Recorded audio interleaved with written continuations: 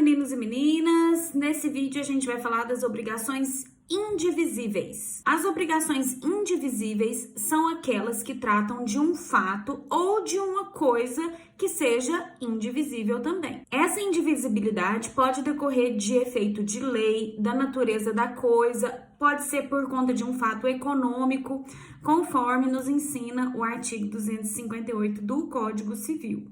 Logo na entrada desse vídeo, eu coloquei para você a foto de um barco, que é para você saber que o barco não pode ser dividido comodamente, de modo que ele permaneça com a sua natureza de barco depois da divisão. Então, você não pega o barco, arranca todas as pecinhas dele e ele continua sendo barco. Você pode até tirar as peças, mas a função de cada peça isoladamente é outra, você tem um novo objeto. Você deve se lembrar do conceito de bens divisíveis que está lá no artigo 87 do Código Civil, que são aqueles que podem ser fracionados sem que haja alteração na substância, diminuição considerável de valor, prejuízo do uso a que se destinam. E esses bens divisíveis, a depender da legislação, por exemplo, podem se tornar indivisíveis. A mesma coisa pode acontecer dependendo da vontade das partes. Eu trouxe para você lembrar o exemplo do imóvel rural, que se tiver o tamanho de um módulo de propriedade rural, que é uma definição legal, não pode ser mais dividido. O imóvel rural também não pode ser inferior à fração mínima de parcelamento. E assim a gente tem vários outros dispositivos também. Dentro das cidades, os lotes têm um tamanho mínimo. E eu trouxe também o exemplo do STJ, que trata das contas conjuntas, conta corrente conjunta. Ela é indivisível, de acordo com o entendimento do STJ, quando for movimentada pelos titulares de modo simultâneo. E aí você precisa de assinatura de todo mundo para fazer movimentação de conta. Então, você vai dar um cheque, todo mundo tem que assinar. Nesse caso, a gente tem uma obrigação indivisível também, que acontece entre os correntistas e o banco. O prof, mas eu li aí nessa jurisprudência, tem um trem aí, ó, que eu tô vendo esse negócio de solidárias, bem aí, ó. Aí tem mais coisa. Tem mesmo, e eu não vou explicar agora, eu só vou explicar no próximo vídeo. A obrigação indivisível pode acontecer com pluralidade de credores ou com pluralidade de devedores. Quando você tem vários devedores e um credor, de acordo com o artigo 259, cada devedor é obrigado pela dívida toda. No nosso exemplo, tanto o Barroso, quanto Alexandre de Moraes, quanto o Toffoli, todos eles têm a mesma obrigação de entregar esse carro no valor de 30 mil reais para a Carmen Lúcia. E ela está esperando para receber dos três. Como o carro é um bem indivisível, eles têm que entregar o carro, a dívida toda, nesse valor. Somente se acontecer alguma coisa com esse carro, não for mais possível entregar o bem, é que a gente vai ter que converter a obrigação em perdas e danos. E aí, converter em perdas e danos é sempre dinheiro, e dinheiro é sempre divisível. Olha só, cada devedor era obrigado pela dívida toda. Então, o Toffoli resolve que ele vai pagar a dívida toda sozinho, porque ele quer ficar livre disso, ele não aguenta mais dever esse carro para Carmen Lúcia, ela fica lá cobrando dele todos os dias. Ele vai lá e entrega, fala, toma o carro aqui, eu vou pagar para você.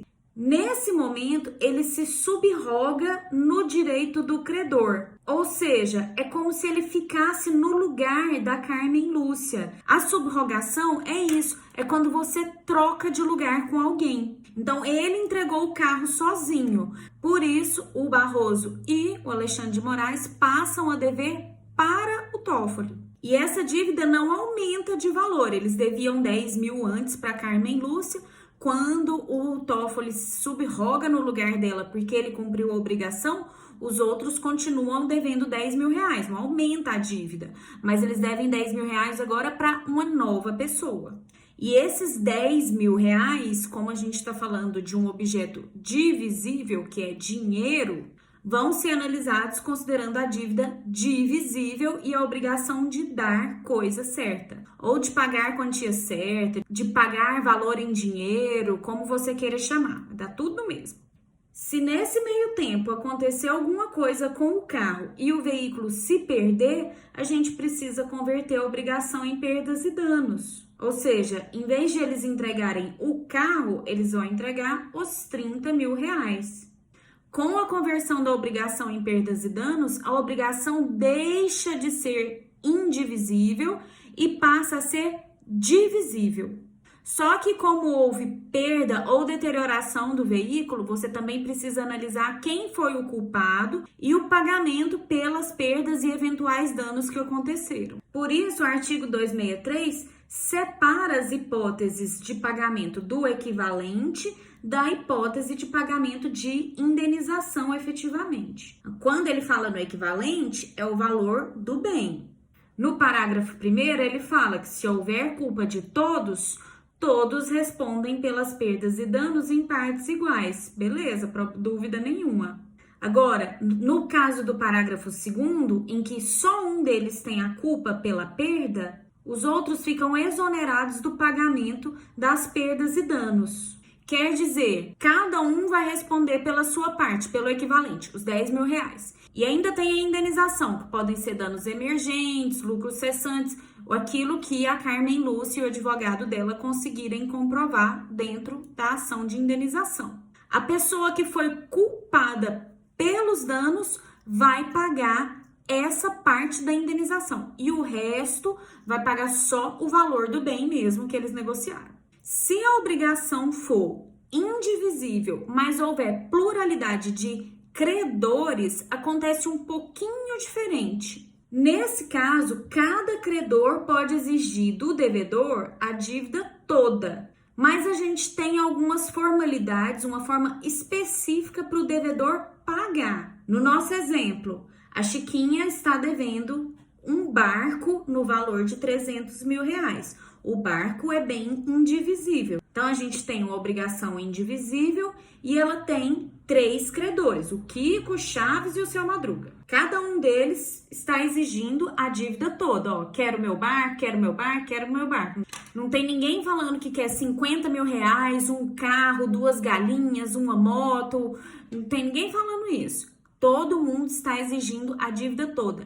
Quero o meu barco. E eles podem fazer isso. Na hora de pagar, a Chiquinha tem 2 opções.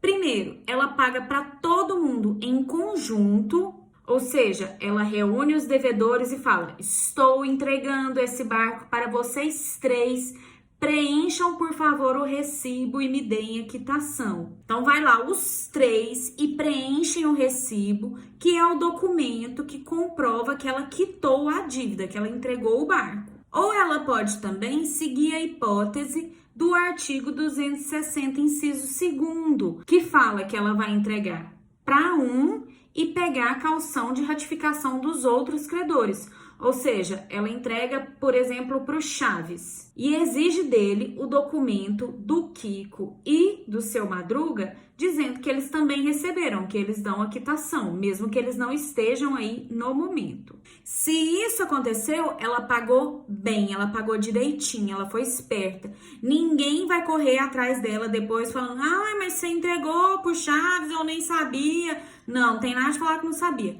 Ela precisa pegar essa documentação, precisa da caução de ratificação. Porque em matéria de obrigações, a gente tem uma outra frase muito famosa também, que é a seguinte: quem paga mal, paga 2 vezes. Então, se ela entrega o bem para o Chaves e pega só o recibo dele, às vezes só da parte dele, ela não foi muito esperta, não. Depois que a Chiquinha pagou, pegou a caução de ratificação ou pagou para os 3 conjuntamente, pronto, ela tá fora da obrigação, a gente não discute mais a participação dela. Eu tracei até uma linha amarela dividindo a parte da Chiquinha da parte dos outros 3, que é para você saber que ela não tá mais nisso.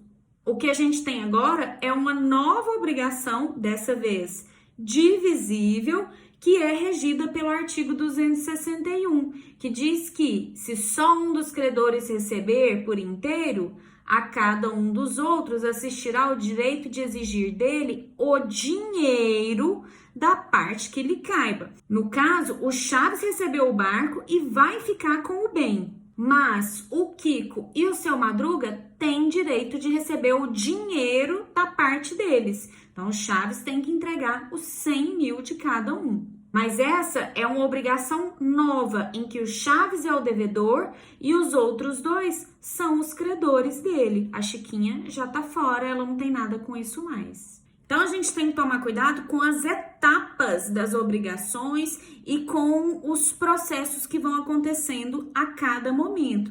Você pode ter uma obrigação inicialmente indivisível, ela pode se converter em obrigação divisível, pode ser que alguém saia da relação porque resolveu a parte dessa pessoa e ela não precisa mais discutir aquele assunto. E pode acontecer também o caso do artigo 262, que trata do perdão, da remissão de dívida.